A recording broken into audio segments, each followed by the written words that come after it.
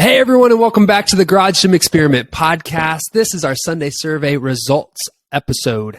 So we've posted and chatted about survey results every week all year long, and in this episode, we're going to summarize the top insights and the most relevant pieces of data all in tonight's episode. So in this episode, we are going to discuss who's answering these questions, the habits and other respondent information, issues that home gym owners face, home gym space, barbell specialty bar data, rack data, attachment data, bench data, other equipment preferences, and then finally, companies people have heard of. So all of that tonight. Thanks for tuning in. Jake, take it away.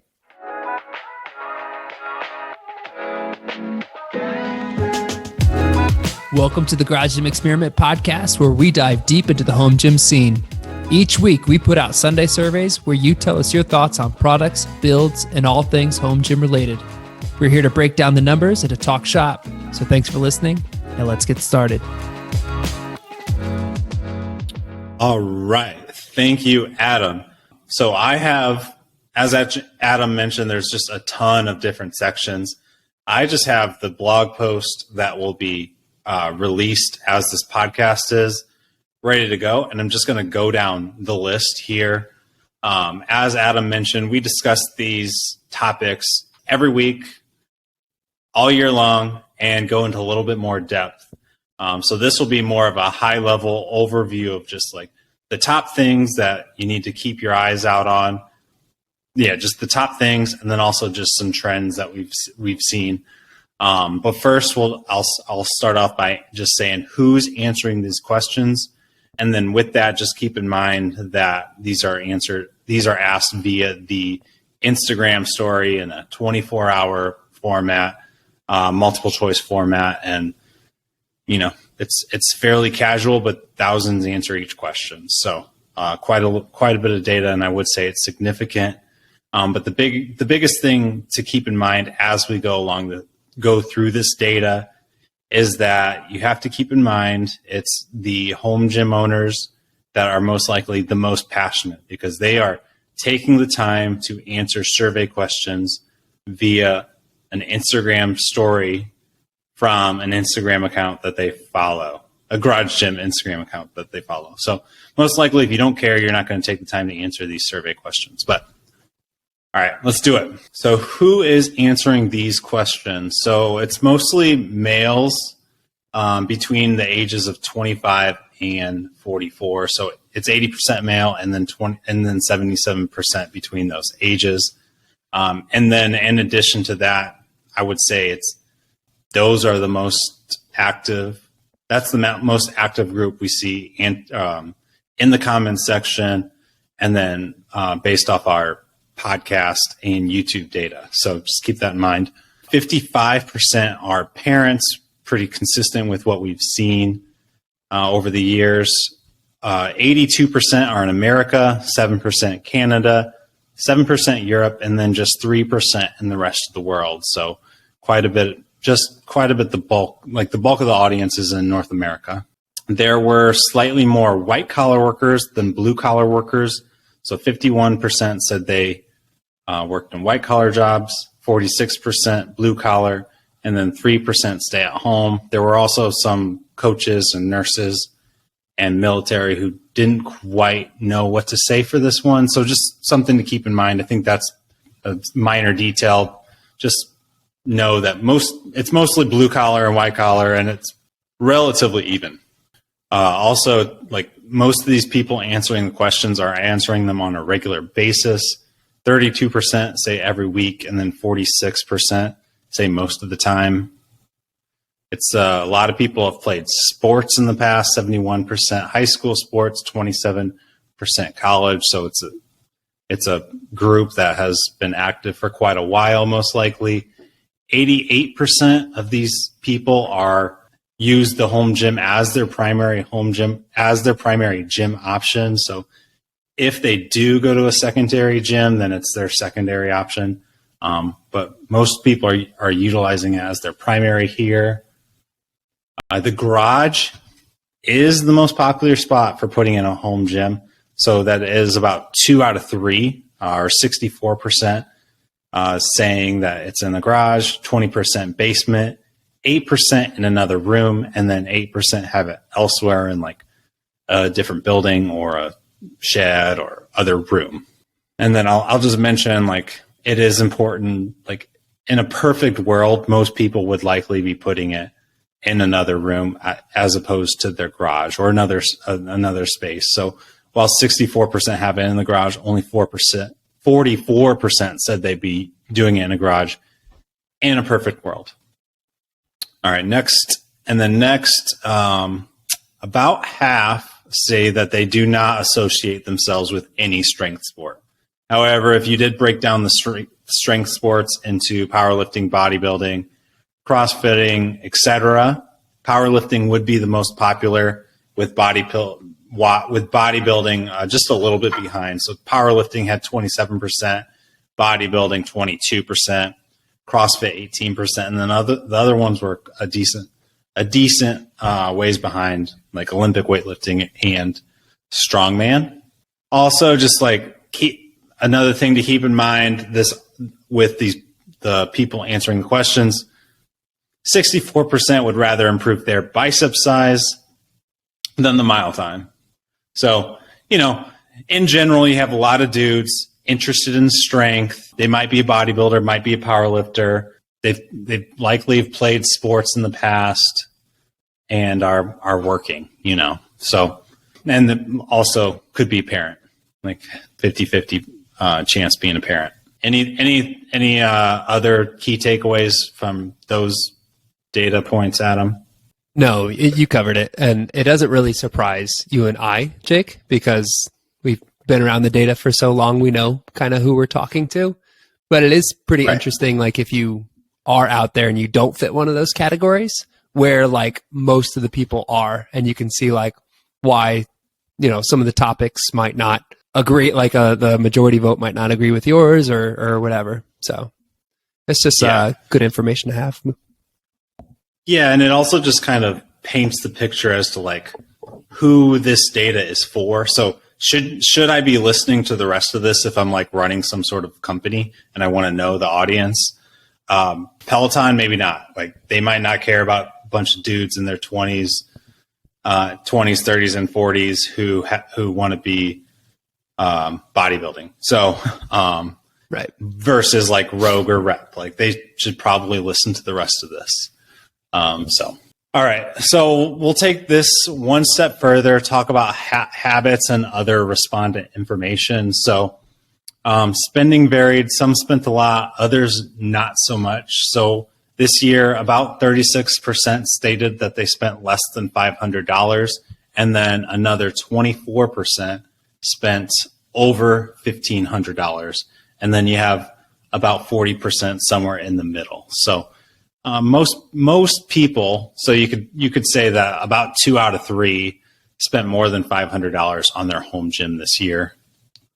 The used marketplace is a prevalent conversation within the home gym community. So, for example, 56% look on the used marketplace for gym equipment every single week, and then 44% say that they've made a recent purchase.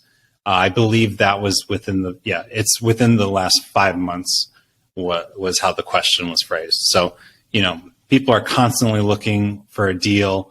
Always kind of want to build their home gym. And we'll talk about this later, but actually we'll talk about it now. So a whopping 67% say that it is indeed their favorite hobby to spend money on. So it's more than just a place of exercise. It's just like your favorite thing to do. It's kind of like the 21st century version. It's like a man cave. Like I think about it as my man cave. I would rather build a sweet home gym in the garage than like some luxurious room to watch movies or whatever, or a bar inside. So that's kind of who this audience is as well, I would say.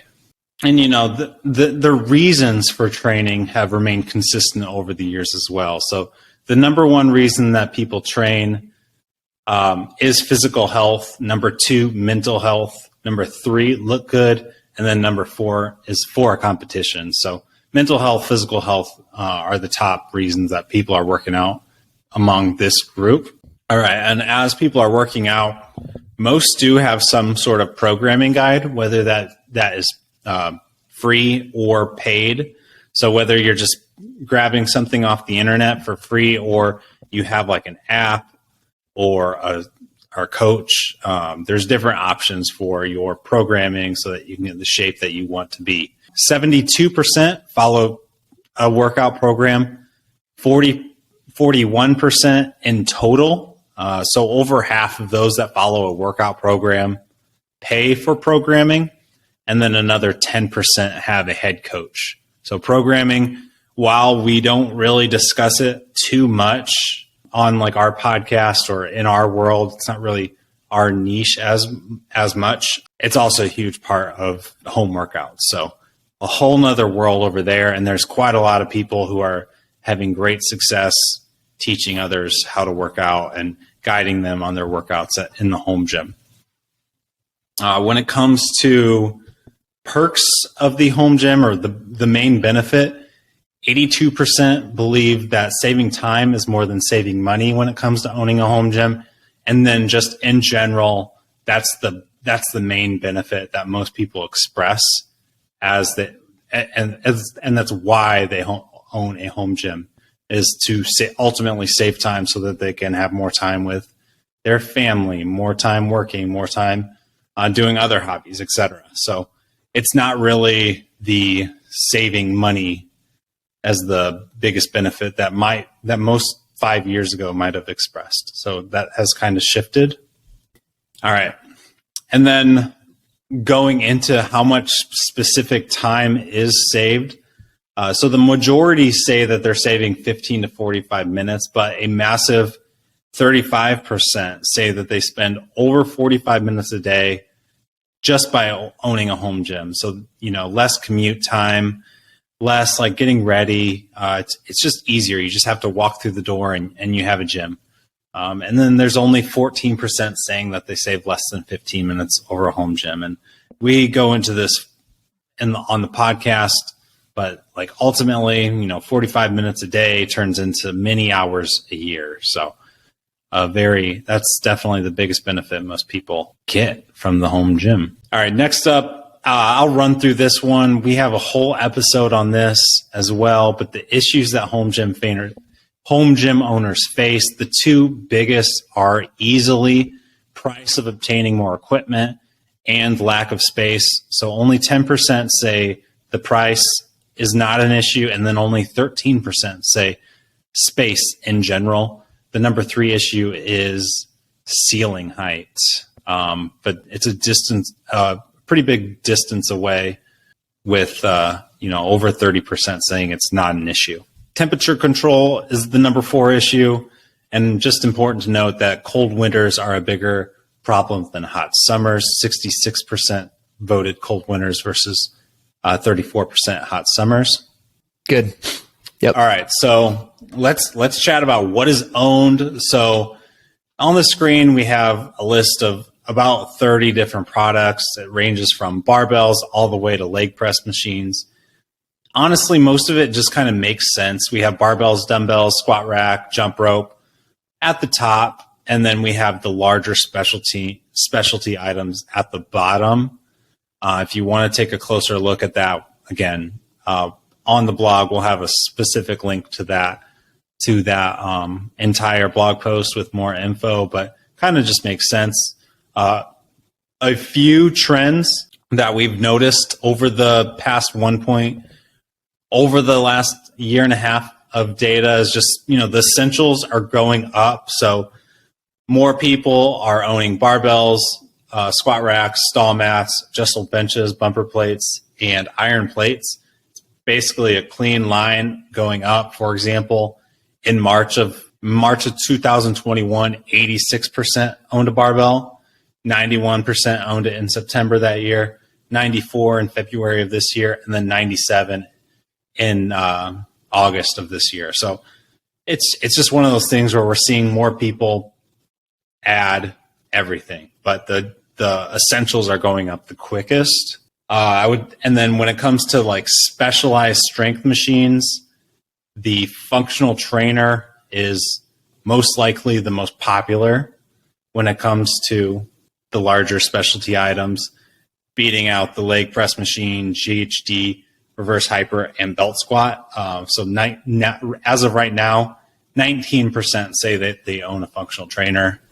It's not incredibly specific with this question, so some might be rack mounted as well, but just in general, keep that in mind that the functional trainer is the most popular of these. So when asked what type of pulley system that people have, the most popular answer was, in general, was really spread out. The most popular answer was a standalone with about 25%. Rack mounted was second with 21%, and then a budget pulley was at 20%, and then about 34% said other or none. But in general, pulley systems spread out, but about 2/3 do have some.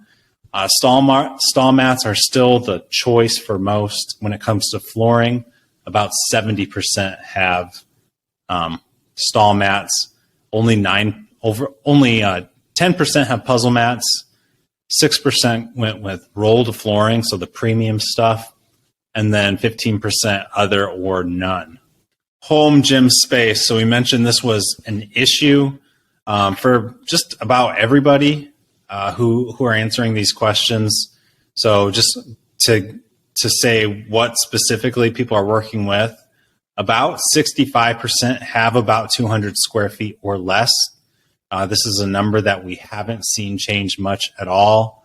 With that, about 27%, so over a quarter, only have 100 square feet. So that's just likely like a 10 by 10 space. More specifically, about 38% say 200 square feet. 27-ish% say 400 square feet. And then 800 square feet is about 9%. So in general, it's just like, even if you have 400 square feet, it's not like you have room for an entire commercial gym without it being crammed in. So that's just something to keep in mind. Like, I think even people who have 400 square feet are like, I wish I had more space. So sure. That's kind of why they vote that way. I think I have about 600 square feet and it's crammed. I would say space is an issue for me too. And then part of that is just like, you're sacrificing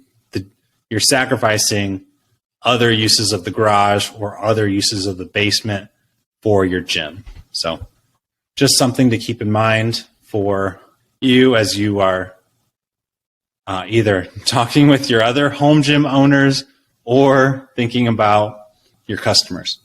All right. And as we mentioned, ceiling height is a struggle for a good amount of people as well. So just to be, again, more specific, about 15% have around 7 feet or less a ceiling height. So these people, this is likely in the basement. So if you have a 7 feet ceiling, you're likely having issues doing overhead press, storing your barbells, pull-ups. I mean, quite a bit. So you're doing quite a bit of modifications, or you're doing things on your knees, et cetera. So 15% have that. 62% have around 8 or 9 feet. So even here you have more room, but it still doesn't mean that you can go out and add anything you want. So if you have an 8 or 9 feet ceiling, you're not going to go out and buy a 100-inch power rack for the most part. So just something to keep in mind as you're designing your products. And yeah, so only 24% have about a 10 feet ceiling or higher, which is, I say if you have 10 feet, you can probably you pretty much have room for just about anything except for like, if you want to do like rope climbs and stuff like that. And then just another thing to keep in mind in regards to space. The majority are using 1 or 2 walls. So 24% use just a single wall, 32% use 2 walls, 23% use 3 walls, and then 22% are using 4 walls. So only about 45% are utilizing more than the 2 walls. And then again, keep in mind that most home gyms are not specifically for one person. So only 35% have a single person utilizing a home gym. 38% say two people use it. And then 9% say three people use it. And then 18% are four or more, so larger families, or they might actually have be running like some sort of personal training business out of their home gym or something like that.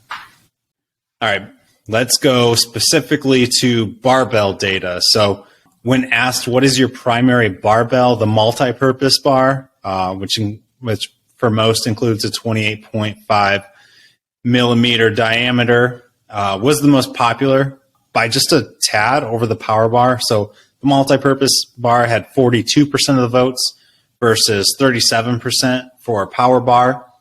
And then a bearing bar, which is used for ollie lifting for the most part, received 15% of the votes. That's down from 23% from the year before. So we saw the multi-purpose and power bar go up a little bit, but the ollie bar down. I'm going to go and make a prediction and say next year, if we do this later in the year, power bar beats out multi-purpose bar. Yeah, I'd agree. Next up, for the barbells, 3 out of 5 say that they do prefer a center knurl, and then 9% don't know what they want, and then 31% don't prefer a center knurl. When it comes to knurling preference, about 57% say that they prefer just a moderate knurl. 35% say aggressive. 5% say as aggressive as possible, and then 4% say passive. All right. Next up, some specialty bar data. So we asked about 1, 2, 3, 4, 5, 6, 7, 8, 9, 10, 11 different specialty bars, level of interest, and the safety squat bar was easily the one with the most interest. About 43% said high interest. Next up was the multi-grip bar, hex bar, curl bar, and then deadlift bar, and then so on. You have more niche bars. But safety squat bar was the one that gets the most attention typically, and it was the one with the most interest last year as well. There wasn't really too much change from the year before, but the multi-grip bar did jump from the number 4 spot, or I should say so we did this in February and then September.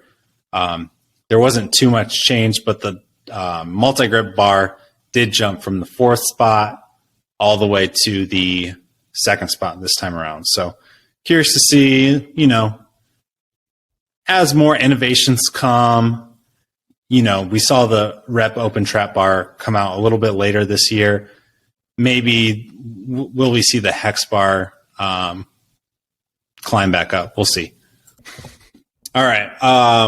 And then with a multi-grip bar, just another question to keep an eye on as we go forward, but 38% believe that the camber bar is worth the additional dollars for those multi-grip bars, but a good amount simply don't know. So when we asked if it's worth the additional price, about 38% say yes, 34% say no, and then 29% say they're not sure.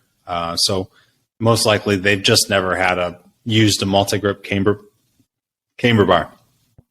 And personally, I wouldn't know what to say if I didn't use one either, but I have, and I will say it's worth the extra money. And then we did a comparison between a traditional SSB, transformer, Mars bar, and then belt squat, and just asked the community what would they buy first, all at different price points.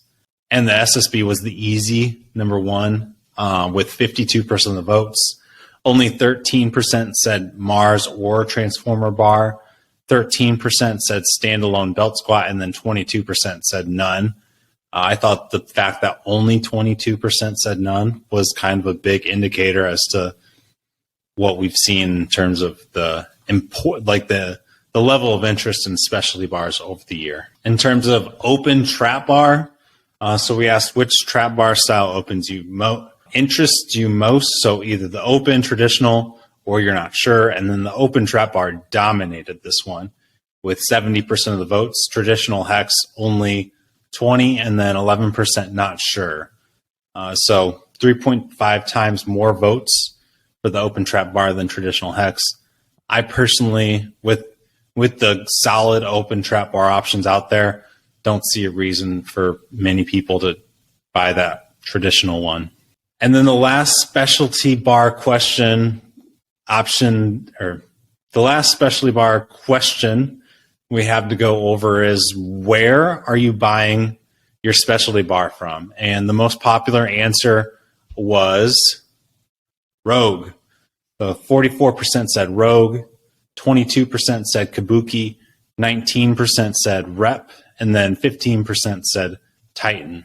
So Rogue, not necessarily known for power bars. This one just kind of shows you the power of their brand, where people just say they'll buy it from Rogue. And I just want to mention, as we're going through this, if there is any, if it's you're listening for the first time and you want to dive in deeper, just hit that blog. There will be a lot of links, and then you can do a ton of research. There's hundreds of questions that you can go into, and more specifically on specialty bars as well. But I will just say, in general, the level of interest in specialty bars has skyrocketed over the past few years from the community, and it's just something that I don't see going away. And then I also just, along with the rack attachments that are coming, I see a lot less need for specialty strength machines in the home gym as more of these things come to the market at decent prices. All right, next up, rack data. So 32% own, so let's start off with, what type of rack do you own? So 32% own 3x3 with 1-inch hole racks. 30% own 3x3 with 5/8 inch hole racks. 16% have the 2x2 or something similar. And then 23% are none, other, or I don't know. So, but with that, 61% are using the 3x3 tubing with either 5/8 or 1-inch holes. When asked what their hole preference was on a squat rack, 45% did say 1-inch, 30% said 5/8. 22% say, I don't know why that's important. And then 2.8 say other. One thing that's pretty cool, or just something to observe, is the I don't know why that's important votes were 38% last January 2021, but only 22% in 2022. So a lot of people now understand why you would get a rack like that. And if you don't know, it's not necessarily just because it's beefier and stronger and it's going to last forever. It's because the attachments are compatible with each other. And this next question actually gives kind of tells us that as well. So how important is it to have an 11 gauge rack? Only 27% say very important. 41% say somewhat important. 20% say not important. And then 12% say they don't know what that means. So to me, that just means that it's important, but the real reason that they're interested in a 1-inch hole or 5/8 inch rack is because of the attachment compatibility. Some more rack data. About 55% say they like it moderately filled with attachments. 15% say loaded up as much as possible. 25% say clean, and then 5% aren't sure. So in general, you see a lot of these loaded up power racks on Instagram that might not be ideal for most. In terms of the attachments, so we asked about level of interest on all of them, and the more basic ones were the highest rated ones. like spotter arms, plate storage, and landmine. And then the more complicated ones like jammer arms, monoliths, glow grip, pull-up bars, Smith machines. Those ones are at the bottom of the list. There's lots of data right here. I'm not going to go through all of it here, but take a look at the blog if you want to take a deeper look. And then just another trend, we mentioned specialty bars have been on the rise. We've also seen that with pulley systems. So later in the year, we asked which rack attachment is most appealing to you between pulley systems, belt squats, landmine, and jammer arms. So a few of the more premium rack attachments and pulley systems dominated with about 54% of the votes. When it comes to pulley ratio, that varies for lat pull down versus functional trainer. More people want a 1-to-1 pulley ratio for lat pull down, whereas more people want a 2-to-1 pulley for a functional trainer. Yeah, so different needs for different machines. When we asked about which pulley are you most likely to get first, the basic pulley, which is typically like a $50 option, was the most popular answer with about 35% of the votes. The plate loaded was, budget 1, budget 2 is the plate loaded. 25% said that, and then rack attached about 25% as well.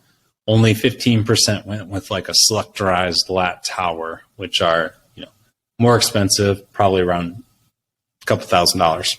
Next up, bench data. So in general, most people believe that an adjustable bench covers their home gym needs. 82% believe that, whereas just 30% think that a flat bench covers their needs. So we typically recommend, just building your home gym, saving it out, saving up for each piece at a time. Try and save a little bit more for the adjustable bench than just settling for a flat. We did a real life example where we said, what bench are you going to buy first? We used a couple of rep benches, the FB 5000 or the adjustable bench, AB 3000, relatively same, in the same price category.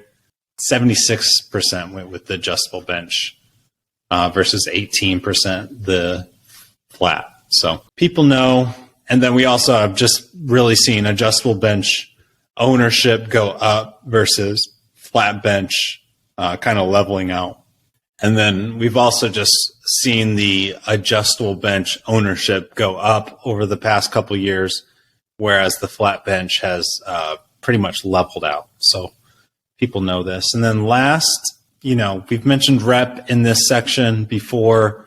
Rep really does have the best reputation right now as far as home gym benches. You get really high quality benches at very solid prices.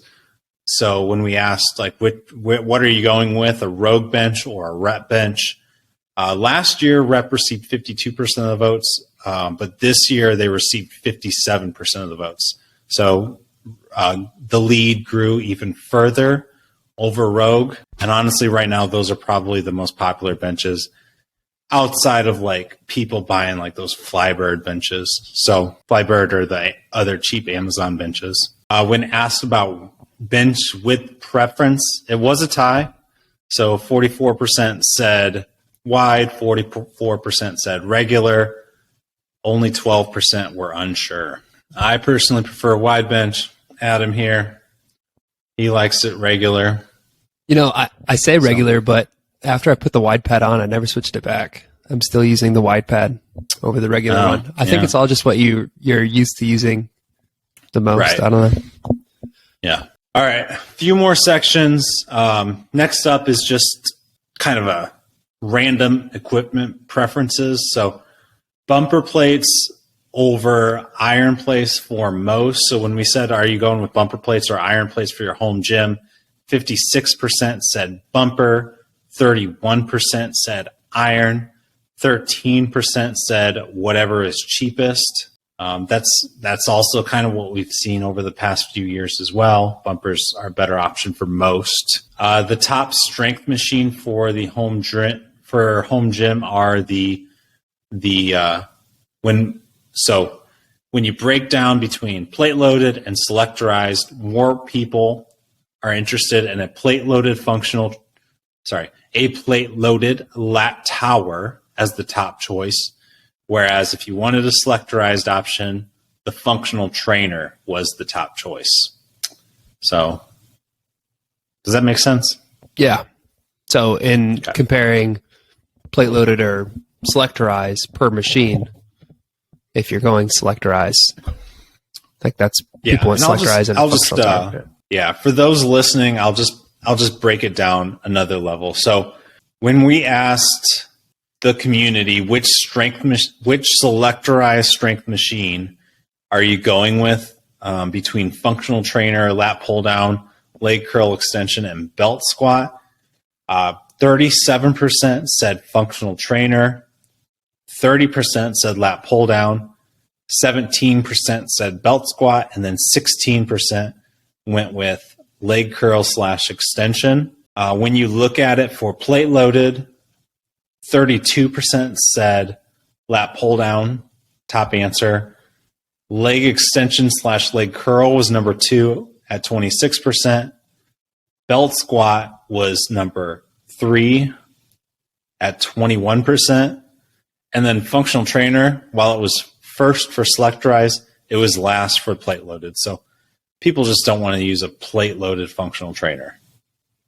So when it comes to dumbbells, the choice for most home gym owners is just traditional hex dumbbells. So when we asked between traditional hex, adjustable, or loadable, the hex received about 46% of the votes, adjustable 39% of the votes, and then loadable 11%, and then 5% said other. So those are likely like the urethane or something like that.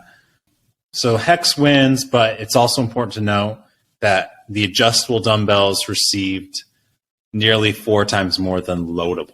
78% said that they had more interest in specialty strength machines than heavy cardio equipment in their home gym. So they would rather have that functional trainer than,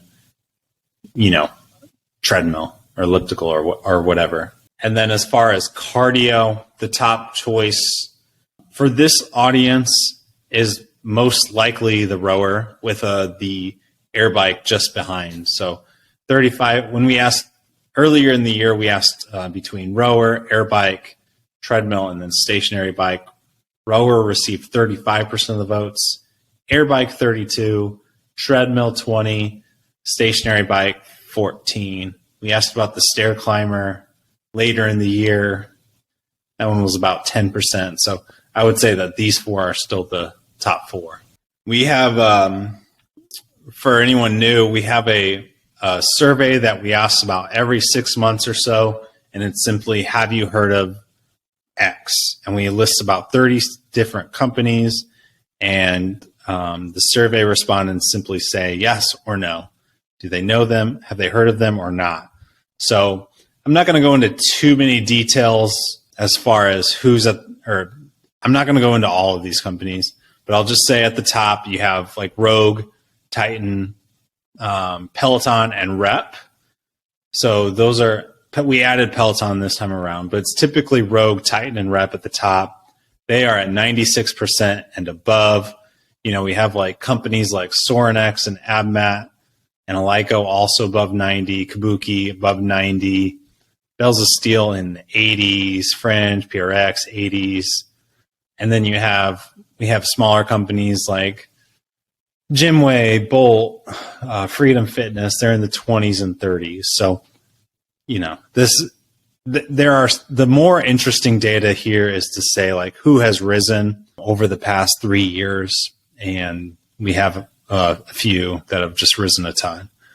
So take a look at that data. I don't know if this one's as interesting as it was when we first started, but it's still kind of cool to see. The better one, I think, now as what the that survey has kind of evolved into is, do you own anything from these companies? So we didn't ask quite about 30, but it's like 20 something companies.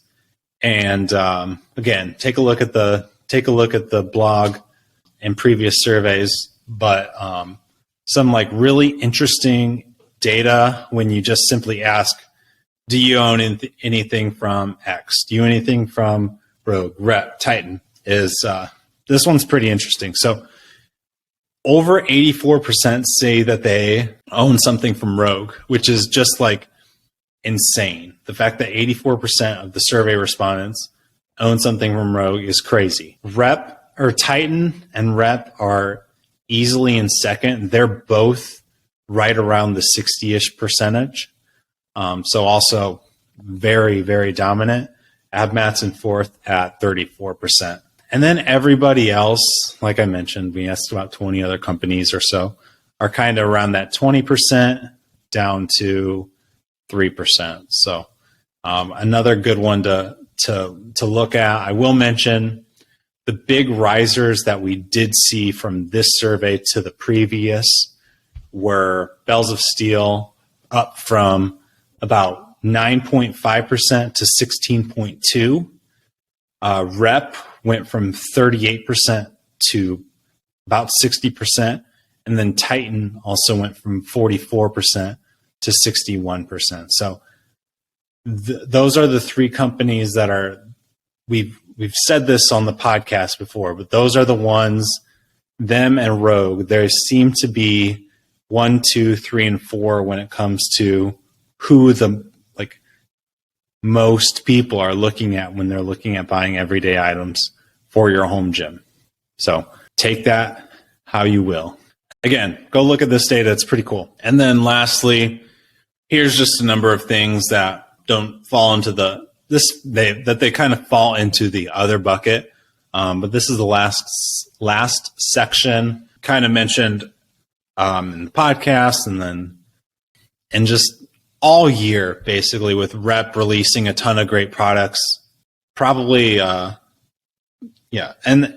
releasing a lot of great products, and then also just like being close to the community for the last few years. They've gained a really good reputation among the everyday home gym owner. So this is just one of those pieces of data that does kind of just show that Rep is catching up to Rogue, at least from like this home gym owner perspective as to who they're going to buy from first.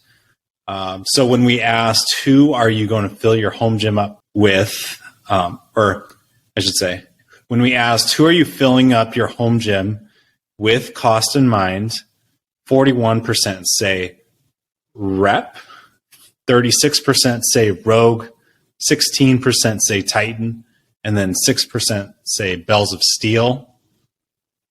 And then also when we asked, in 5 years, who will be the most popular equipment supplier for home gym strength? We've asked this over the last few years, every 6 months or so. And Rep started off at 62%. They are down to about 50%, whereas Rep started at 13%. They're now up to 38%. So they've made huge strides and have definitely taken away some of the votes away from Rogue. You know, this is a random section, so I'm hitting you with this, and now I'm hitting you with 56% are not interested in running a business out of their home gym, but 37% are at least somewhat interested. You know, just I don't necessarily think this is the most interesting thing, but it's something to keep your eye on as we move forward. Like it might be something that more people start to think about. I love this one. About 3 out of 5 say yes when asked if they are more likely to buy something from an equipment company that actively participates in the community. So these are companies that are in the Instagram comments, responding to people's questions, people's being negative, people being positive, just in the comment section is huge. Doing things like participating in the home gym garage gym competition or sponsoring, home gym con, those sorts of things. So 60% say they're more likely to buy, from like a rep who's been really engaged the last 5 years or so, or like Bulletproof, the guy from Larry from Bulletproof Fitness. He's in the comments. He's probably gaining comment or customers just from answering people's questions on the garage gym experiment post. No doubt about that. All right. A few more. Where are you buying a barbell, bench, dumbbells, and a rack from? So we broke this out between Rogue, Rep, Titan, and then other. So Rogue really dominated this one with barbells. So over 70% said that they would buy a barbell from Rogue. Nearly half went with other for dumbbells. And then Rep was the second most popular with 24%. Rep wins the bench battle with 49% of the votes. This time around, Rogue only received 28%. Other received 17%. So that was received a decent amount. And then Rack, Rogue wins that one as well with 49% of the votes. Rep only had 22%, Other had 17%, and Titan only had 11%. So sorry, Titan. Tough competition here, but Titan did come in last for all of these. All right, next up, tech entering the home gym space. So we didn't talk about this. We talked about this earlier in the year, but not too much after. But in general, the amount of people interested in tech entering the home gym space has not gone up. So we've asked about this. I have a few different examples here, but we asked about this in January and then also again in August. And the amount of big fans in tech entering the space went from 14% down to about 10%. So that's a 31% decrease. And then we also asked in 2019, how many fitness apps do you use? 0, 1, 2, 3, or more. And then we also asked about it this year. And like in general, it barely went up. So it went from in terms of the 3 or more category, it went from 7.8 to 8.5 for 2 fitness apps. It went from 22% to about 23.5%, from 21.5% to 23.5%. So very minimal growth there. 63% typically read expert reviews before most gym equipment purchases. Oh, and then here's we're moving into, all right. And then I do think this one is pretty interesting. These next few, when asking about purchasing equipment made in your country. So to start off with, only about 40% say that they typically look to see what country gym equipment was made before purchasing. I thought that was really low, but also consistent with what we've seen in the past. When asking how important it was that it was made in your country, only 5% said almost essential, and then 45% said not important. 30% did say important, but then another 20% or 19% said neutral. So in general, the not important votes outweighed the important or almost essential votes by a decent amount. And then looking at the trending data, not too much change, but it has the almost essential votes has gone down a little bit. Important has gone up a tad, but the not important votes has gone up 22% over the past year or so. The last question on this topic is just what proportion of your gym was made in your country. This was either 0 to 25%, 25 to 50, 50 to 75, or 75 to 100. So the most popular answer here was 25 to 50%, which was 32% of the votes. 0 to 25%, though, was the second most popular with 28%. 27% said 50 to 75, and then about 14% said, 75 to 100%. So relatively spread out, but only about 40% have over half. And then compared to the year before, less have a higher proportion of made in their country gyms. A couple more, 28% of those answering these questions are a member of our home gym on Reddit. That's up from 22% way at the beginning of the year. And then 10% are on the home gym Discord. That number was only 3.6% at the beginning of the year. So those numbers are going up as well. And then lastly, just the home gym decor list. So there were 4 kind of non-gym items that stood out that were seen as the most important. Those were upgraded lighting, mirrors, whiteboard, and then flags or banners. And that's it. That's the data.